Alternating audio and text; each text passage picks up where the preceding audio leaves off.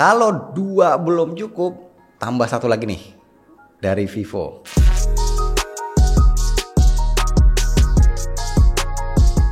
Bismillah, alhamdulillah kita ketemu lagi bareng gua Romi. Ini adalah Vivo X Fold 5 yang mana kehadirannya mengganjilkan jumlah HP layar lipat tipis resmi di Indonesia. Jadi ada 3. Yang pertama kemarin kan Oppo, terus Samsung, nah sekarang Vivo. Tapi walaupun ya paling belakangan nongolnya, tetap nggak boleh di skip karena yang ini harganya katanya paling miring.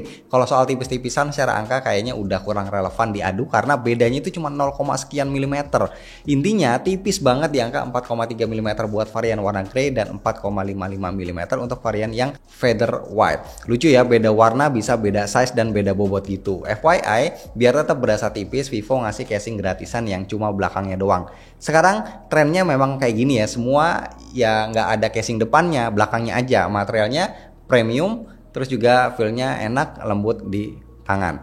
Overall grand desainnya ini masih turunan dari X Fold 3 terdahulu, tapi sekarang lebih kuat, udah ngantongin rating IPX8, IPX9 dan IP5X, tahan semprotan water jet dan tahan debu juga. Terus engselnya udah lolos tes buka tutup sampai 1000 kali di dalam air. Feel pas buka tutup engselnya ini terasa cukup luas ya, dia bisa bertahan dengan cukup firm sampai angle kurang lebih 45 derajat dan ini bakal kepake buat fitur flex mode. Tapi kita bahas fitur ini nanti belakangan. Nah untuk kris pastinya masih ada, tapi hitungannya udah aman, seamless, nggak ngeganggu. BTW di X Fold 5 fingerprintnya sekarang ada di tombol power, bukan di layar lagi. Di kanan ada tombol shortcut, bisa di custom, cara pakainya ada 2, bisa di double tap atau ditekan lama. Fungsinya bisa kita pilih buat apps yang sering kita pakai. Untuk slot kartu SIM bisa dual, tapi dia nggak punya slot untuk micro SD. Nah sekarang kita bahas flex mode ya. Kita bisa pakai 3 cara. Pertama, mode kayak laptop pakai layar dalamnya. Kedua, mode tenda pakai layar luarnya. Ini asik buat nonton taruh di atas meja sambil ngemil. Ketiga, layar kebuka kayak gini buat nonton sambil dipegang atau bisa taruh di atas meja juga. Mantap. Yang juga perlu diapresiasi adalah mode multitaskingnya. Yang paling basic, kita bisa buka 2 apps secara split screen dan beberapa apps lagi dengan tampilan pop-up Windows. Jos nggak tuh? Kalau mau langsung buka app secara pop-up juga bisa. Kita swipe sidebar dari sisi kanan, terus pilih deh aplikasi yang mau dibuka. Ini kita juga bisa buka banyak app sekaligus, ibaratnya ini kayak lagi pakai PC atau laptop. Dan satu lagi yang beda dari yang lain adalah Origin Workbench. Buka apps apapun, tap garis kecil di sisi atas, pilih Launch Workbench, atau swipe up dari pojok kanan bawah, tampilan bakal langsung berubah jadi satu apps dengan size window yang besar, dan ada 4 apps lain dengan window kecil di sebelah kiri, dan kita bisa switch antar aplikasi dengan super cepat dan seamless. Ini jadi cara bermultitasking yang baru dan juga menyenangkan di sebuah HP layar lipat. Di luar kemampuan multitaskingnya barusan, mungkin yang juga perlu di highlight adalah AI-nya, khususnya AI yang ada di foto editor. Karena dikasih cukup banyak. Yang baru ada AI Image Expander, misal kita nge-resize foto, area yang kosong itu bisa diisi otomatis by AI. Terus ada AI Magic Move, tinggal tap subject foto, bakal keseleksi otomatis, terus bisa kita ubah posisi dan ukurannya.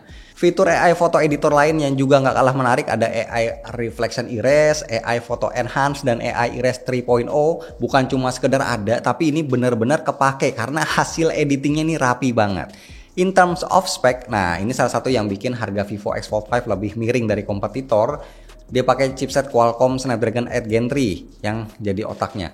Jadi gua nggak tahu persis apa alasannya, tapi secara performa harusnya ini nggak akan jadi deal breaker juga sih, karena skor benchmarknya ya kita tahu ini tinggi juga, masih bisa compete dengan 8 Gen Elite.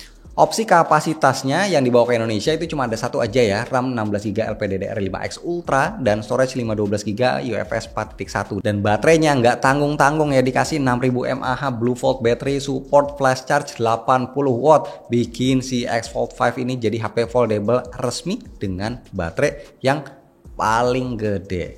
Dulu di X Fold 3 aja dengan baterai 5700 mAh udah irit banget. Nah ini naik ke 6000 mAh. Gue juga udah tes ya konsumsi baterainya buat main game berat sejam dan juga buat streaming, teman-teman bisa lihat sendiri. Main game atau streaming itu sama enaknya, mau di layar luar ataupun dalam ya, no komplain sama sekali. Secara spek layar ini sama-sama jos, sama-sama terasa lega luar dalam. Yang luar 6,53 inci, yang dalam 8,03 inci, sama-sama LTPO AMOLED 120 Hz, resolusi sama-sama tinggi, brightness sama-sama 4500 nit, support HDR10+, dan Dolby Atmos juga. So, kita langsung lompat ke kamera aja ya. HP-HP barunya Vivo, jangankan yang flagship X series, yang mid range aja setupnya cakep kayak V60 kemarin kan, di X Fold 5 juga begitu. Kita dikasih triple 50MP di belakang dan dual 20MP buat kamera depan dan juga kamera dalamnya.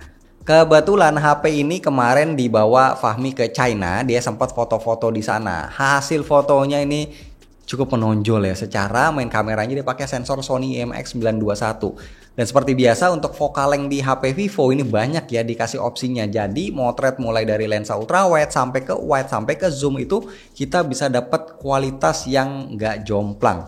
Dan seperti biasa juga yang paling nonjol di sini adalah mode portrait dan telenya. Di portrait selain tetap ada mode-mode khas lensa Zeiss, juga ada yang baru, kita bisa tap mode AI 4 Seasons Portrait. Ada 4 opsi musim yang bisa kita pilih. Nah, ini bisa bikin foto jadi lebih dramatis. Foto di dekat rumah aja ini bisa dikira lagi jalan-jalan di luar negeri. Dan untuk motret telenya ketika nyentuh 20 kali zoom atau lebih bakal aktif AI-nya buat simulasiin gambar biar kelihatan lebih tajam dan jelas, terutama kalau ada teks atau tulisan. Buat yang hobi nonton konser bisa pakai mode stage.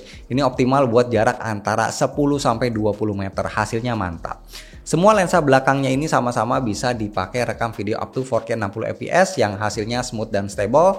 Bisa pindah-pindah lensa on the fly pas ngerekam dengan transisi perpindahan lensa yang lebih smooth dibanding kebanyakan HP Android biasanya. Terus bisa subject tracking juga, kepake kalau lagi ngerekam anak-anak ataupun scene olahraga yang gerakannya cepat. Cuma sayangnya untuk kamera depan ataupun kamera dalam perekaman videonya ini mentok cuma Full HD 30 fps aja.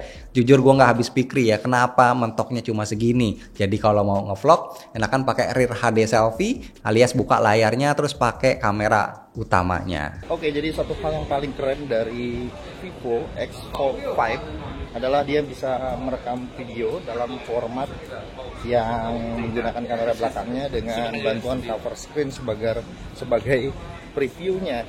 Jadi ngerekamnya itu bisa pakai kamera belakang dan ketiga lensanya dia bisa ya. Ini gue pindah ke satu kali, nah ini satu kalinya. Tadi 0,6 ultra wide-nya. Ini ultra wide-nya tuh jadi enak. Dan lebih bagus juga dan bisa 4K 60 fps juga. Ini gue lagi ada di kota Shenzhen untuk ngetes daripada kamera Vivo X Fold 5.